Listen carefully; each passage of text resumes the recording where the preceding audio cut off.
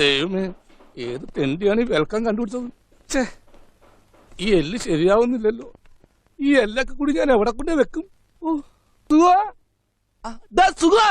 നിന്നോട് ഞാൻ പല പ്രാവശ്യം പറഞ്ഞിട്ടില്ലേ, പണിയെടുത്തോണ്ടിരിക്കുമ്പോ ഒച്ചത്തിൽ വിളിക്കണമെന്ന്. പുതിയ ലിബിയാന്റെ പേരില്ല, പഴയ ലിബിയാനും താർത്തേനെ. അതെ, ഈ കഴിഞ്ഞിട്ട് ഒരല്ലാണോ അതോ രണ്ടല്ല?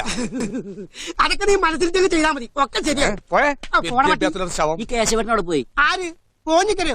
അയാൾ അവിടെ ഇവിടെ എങ്ങനെയൊക്കെ നടന്നോട്ടെ, ബുദ്ധിക്ക് ഒരു 5 പൈസ കുറവുള്ള ആളാ. അയാൾ എന്താ എപ്പോഴാ ചെയ്യണെന്ന് പറയാൻ പറ്റില്ല. ഈ അരവട്ടന്മാരെയൊക്കെ എന്തിനാ പണിക്കൊണ്ടോ? എടാ പോഞ്ഞിക്കരെ, കുട്ടികാട്ട് കളിച്ചിട്ട് ആ കോണിയും എടുത്തോണ്ട് വേണോ? എന്തിനാടാ കോണി? വയറൊന്ന് മുകളിലേക്ക് എടുക്കാനാ. വയറ് മുകളിലേക്ക് എടുക്കാൻ എന്തിനാടാ? ദേ ഇങ്ങനെ ബ്രീത്ത് പിടിച്ചാ പോരെ. ആ വയറല്ല, ഈ വയറൊന്ന് പൊക്കി മുകളിലേക്ക് എടുക്കാനാ. ഇത് ഏത് ഭാഷ? എന്താ ഇത്? വെൽക്കം. വെൽക്കോ? ഇത് മെൽക്കോ ആണ്. ഓഹോ, അങ്ങനെ വായിക്കാമോ? ഇന്നാ പൂഞ്ഞിക്കര. കൊള്ളാം. അല്ലെങ്കിലും ഗുരുഭക്തി നല്ലതാ.